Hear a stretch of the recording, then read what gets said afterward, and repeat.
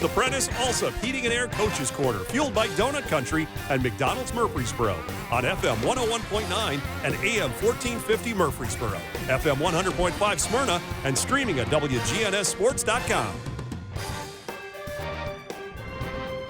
Welcome back to the Coaches Show. This segment of Siegel Football Talk brought to you by Parks Auction Company. Let their team of experienced and professionally trained staff utilize the auction process to sell your property.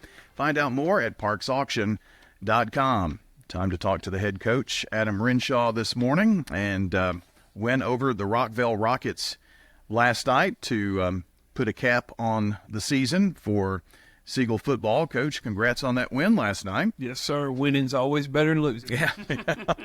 We were talking about that in last night's game, going into the game, knowing that the two would not be in postseason play, but had a unique opportunity to do something that not a lot of teams get to do, and that's to win their last game, go into the postseason, and get back in the swing of things, get ready for the next season and things like that, and in on a positive note. And that sometimes does a lot for programs who are trying to build up toward making a big run. And I think for your squad and with everything that they had to go through this year, that was nice to end that way. Yes, no doubt. And, we got a lot of kids coming back to play on next year's football team. And so, yeah, no doubt it was big for us to get a win. And I thought our kids played really hard.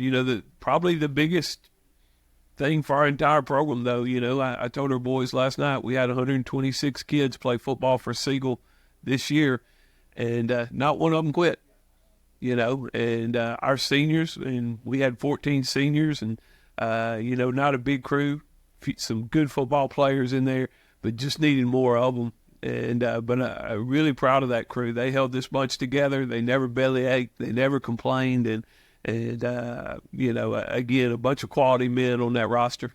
Well, when you put that many seniors or that number of seniors with that many football players, and you're thinking, that there's not only a lot of pressure on being a senior and being a leader of the team, but it's a lot more amplified when they're so few of you, Exactly. They're asked to do a lot, and and the ups and downs of a high school football season. I don't think most people appreciate like what these kids go through on a weekly basis. They go from having to maybe deal with an injury one week, maybe playing a good game the next, and then and then holy cow, they got to take the ACT, and then there's a lot of ups and downs in these kids' lives, and honestly, we just feel privileged to be able to go through it with them. We got a lot of great kids. Yeah, you have to look at it. It takes almost the first whole semester to play the season. You only got a few weeks of school left before Christmas break, and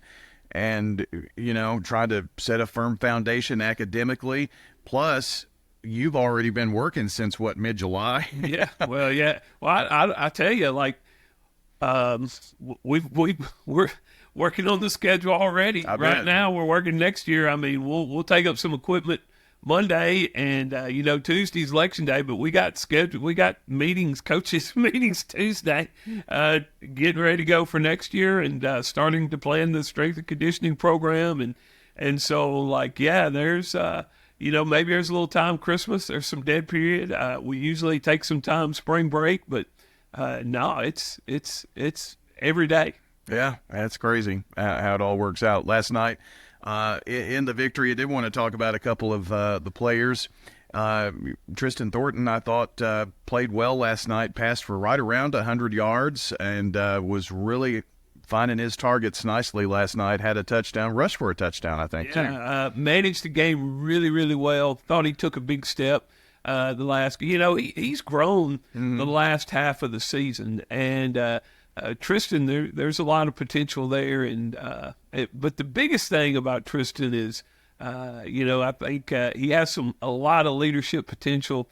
He cares, and he makes some really good decisions in games. Like, he knows when to throw the ball away, he knows when to not take a chance with some things, and as far as managing the game, he has some qualities that, honestly, I hadn't had in a lot of quarterbacks. I didn't know whether anyone was going to be able to establish the run, the way things were going. And, both teams were really entrenched. And I think it was his passing game that kind of opened up the ball game for you. Yeah, no doubt. And I tell you, our defense just played great last night. 4 turnovers. That finally we get some going our way. Delvion Ewing had 2 interceptions. Kevin Inslee had an interception. Andrew Varner had an interception return for a touchdown. The linebacking core played great. We played great up front, and I was really proud of our defensive effort last night. Now, I was looking over your stats before the game, and after the second interception, it's like, wow. And that was the season high. You had 1 interception going into that game and had 4 last night. Yes. And again, and I mean, we have really, I think our secondary is probably one of the strengths of our football team, but,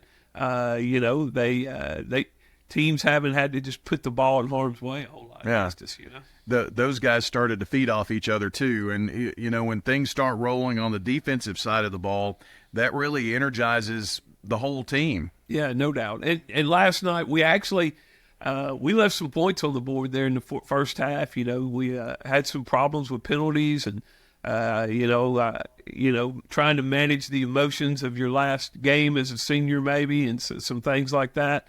And I felt like we left some points on the board there in the first half. And Rockville, they're a good football team. They went through some quarterbacks this year, and I feel they're just in a place where they're trying to get a quarterback going, and we were glad to take advantage of that. Well, you know as well as anyone when you're going through that at quarterback, that can be tough. And just a word about Justin Remkus, I thought, great kid, and he came in and he did pretty well for you. Yeah, and we're blessed in that area. I think Justin, he has really good arm talent, and Justin just started playing. He hadn't been playing very long. Last year he got to play some JV ball. This year we've got him some good experience. I wanted to make, I thought it was big. He got in at the end of the football game last night and kind of managed us through to the end of the ball game. Yeah. And, it was big. I think one of the plays of the game was the run by by Braylon Albia for the touchdown there, right? And it's a big run. It's a big call by Coach Turnbow, and I thought that kind of changed the game. I think you're right.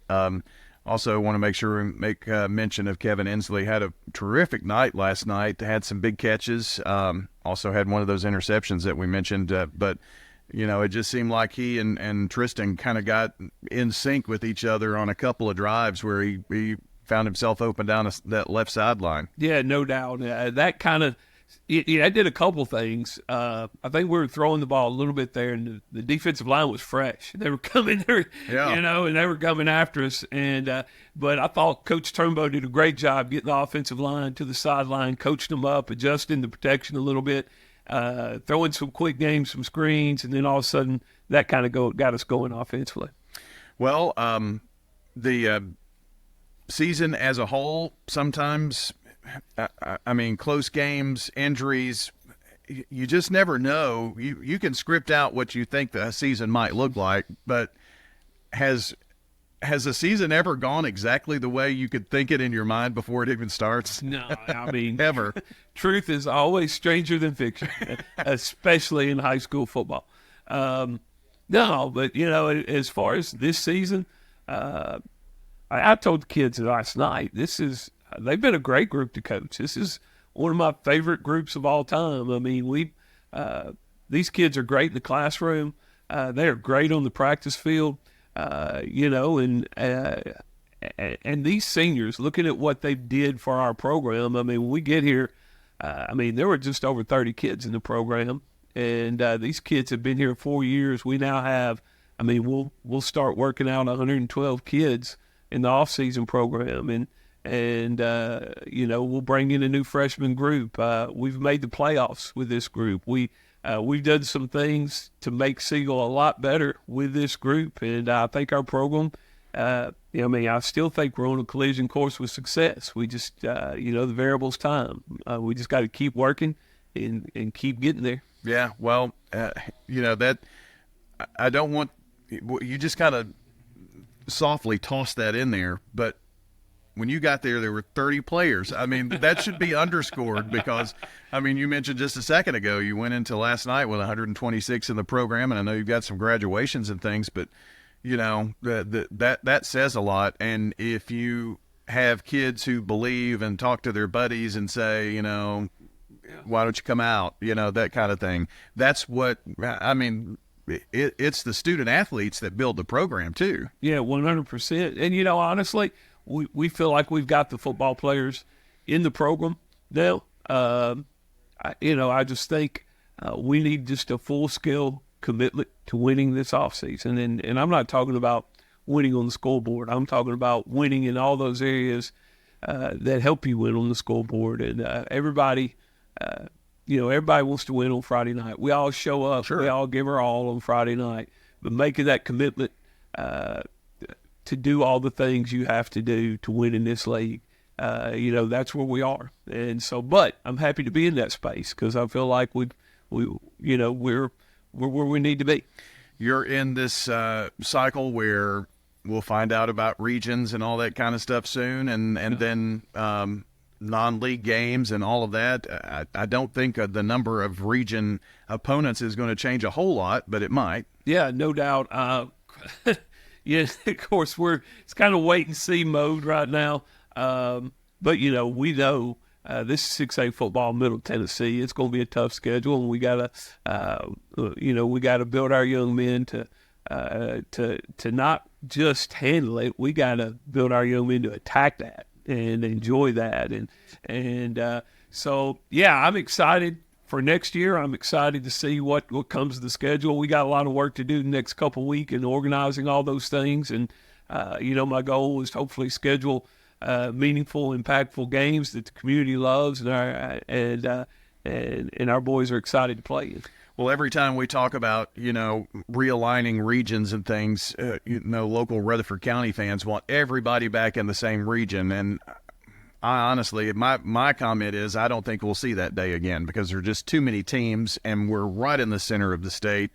That's just going to be highly unlikely, I would think. And yeah, well, I don't know. Maybe not. The Board of Control, like every day, and I'm probably like every other coach in the state of Tennessee. I've got my map out and I'm putting teams in region and I've got my opinions on it.